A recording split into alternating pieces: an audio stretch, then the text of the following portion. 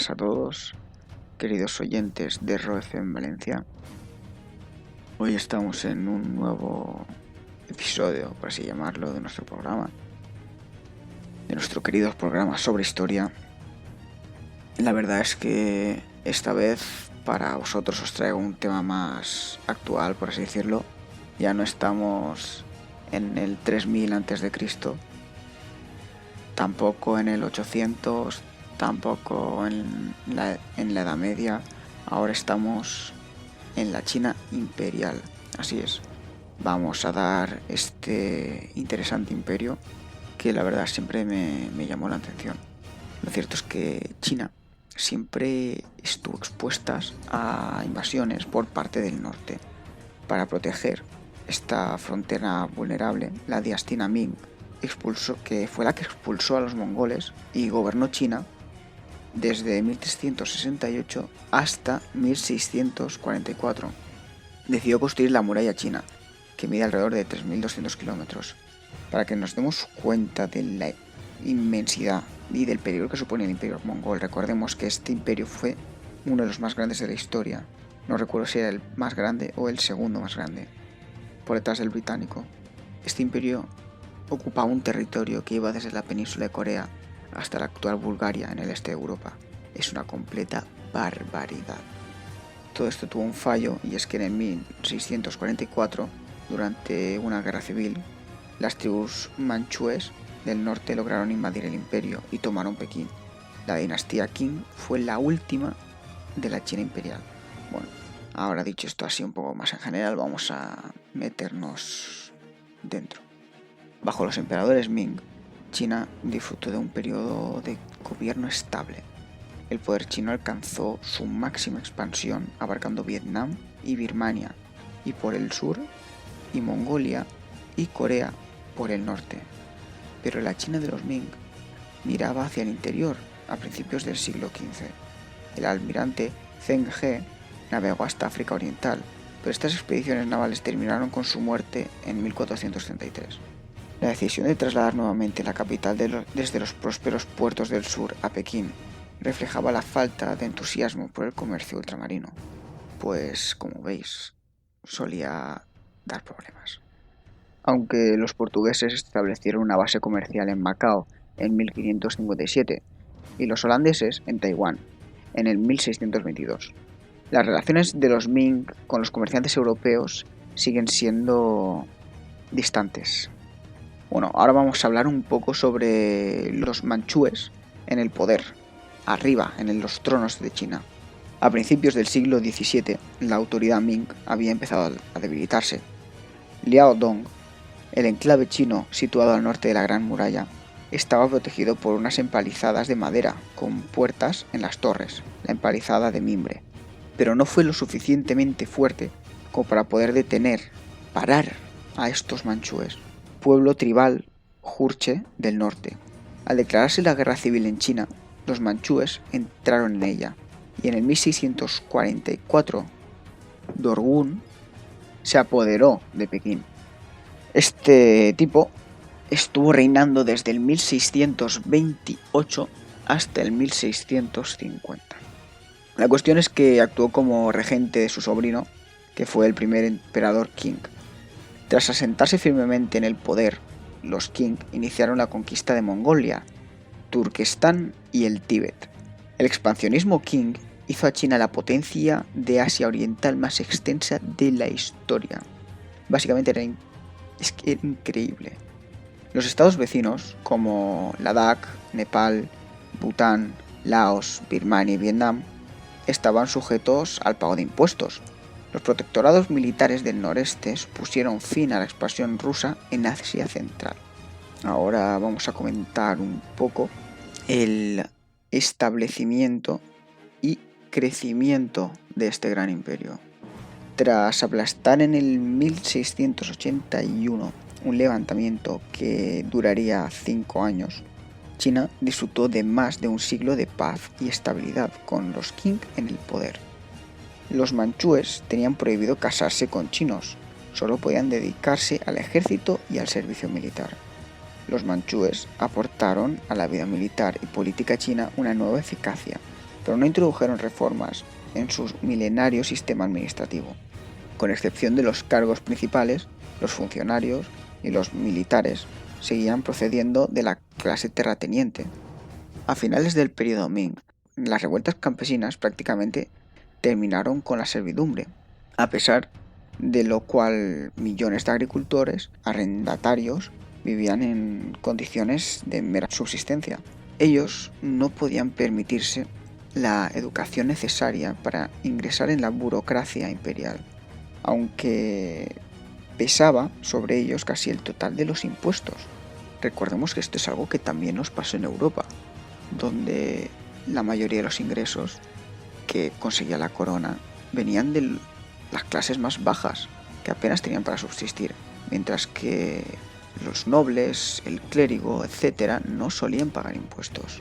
Bueno, la cosa es que entre 1650 y 1800 la población pasó de 100 a 300 millones de personas. Las zonas agrícolas de la cuenca de Yangtze y del sudeste estaban superpobladas, lo que obligaba a emigrar a un gran número de campesinos. Los Qing prohibieron a los chinos instalarse en las tierras manchúes situadas al norte de la Gran Muralla, por lo que se dirigían a las provincias del oeste. Ahora vamos a comentar un poco Pekín, la capital del norte, que esta ciudad había sido una ciudad fronteriza durante siglos antes de que el jefe mongol Kublai Khan, fundador de la dinastía Yuan, hiciera de ella su capital en 1267, dándole su actual nombre, que significa capital del norte.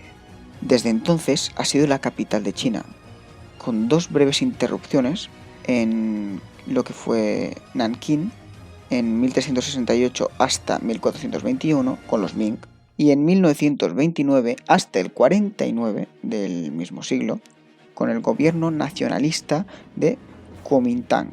Los edificios que actualmente se ven fueron construidos en su mayor parte en los periodos Ming y Qing. Al crecer la capital en el periodo Ming, se construyó una nueva muralla que rodeaba la ciudad amurallada original de Kublai Khan. Puertas imponentes señalaban la entrada en cada uno de los muros.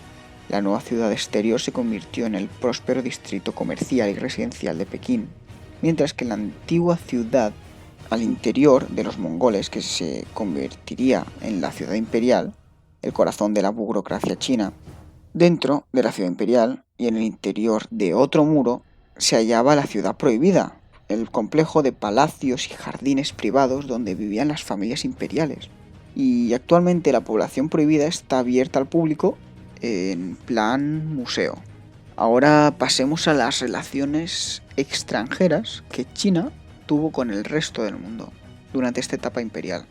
Y es que mientras ellos proseguían con su política expansionista en Asia, los Qing mostraban poco interés en comerciar con Europa, y menos en términos de igualdad, como sus predecesores, los Ming, ya que la economía china era autosuficiente.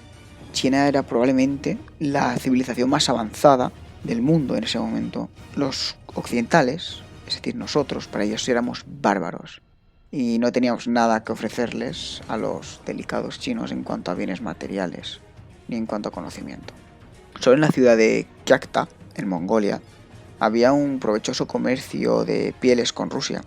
En la Europa del siglo XVII hubo una creciente afición a todas las cosas chinas, en especial a la porcelana, los tejidos de algodón, la seda y el té.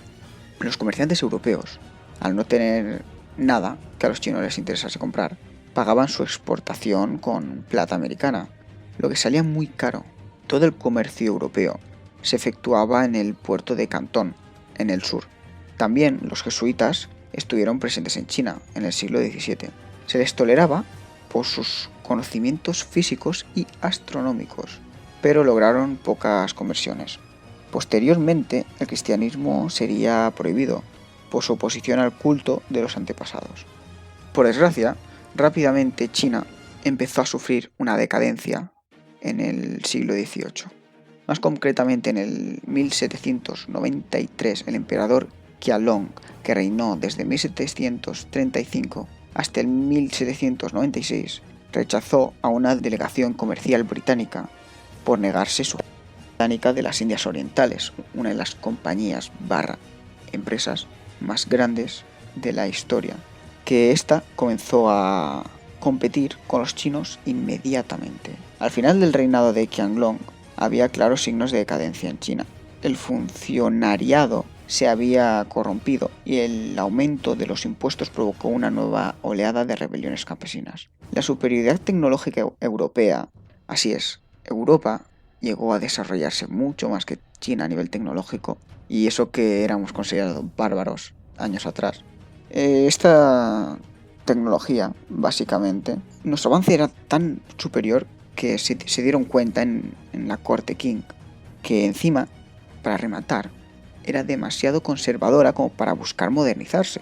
Y a mediados del siglo XIX, y a medida que China se acercaba al colapso, los occidentales estuvieron en condiciones de imponer el comercio a sus propios términos. Básicamente pasamos de los chinos no quieren comercializar con nosotros porque no tenemos nada que nos interese, a los chinos suplican por comercializar con nosotros. Vamos a ver un poco un análisis cronológico de todo esto y ya nos despedimos. Básicamente, 1421, los Ming trasladan la capital de Nankín a Pekín. 1556, mueren unas 850.000 personas en el peor terremoto de la historia china. 1557, se establece en Macao una base comercial portuguesa permanente. 1644, la dinastía Ming es derrocada en una guerra civil. Los manchúes se apoderan de Pekín. Desde el 1678 al 81, los Qing aplastan una rebelión en el sur de China. En el 1689, los rusos se retiran a la provincia septentrional de Amur, a cambio de autorización para comerciar con China. 1697, las tropas chinas ocupan Mongolia. 1723, se prohíbe el cristianismo. 1751, China invade el Tíbet y controla la sucesión del Dalai Lama. 1757, los comerciantes extranjeros son concertados en el puerto de Cantón. 1793, el emperador Qianlong desaira una misión comercial británica encabezada por Lord Macartney. Y 1796, a la muerte de Qianlong, estallan las rebeliones campesinas. Esto ha sido todo por hoy, queridos oyentes. Ha sido un placer disfrutar con vosotros, pero hasta aquí llegó. Un saludo y nos vemos la semana que viene.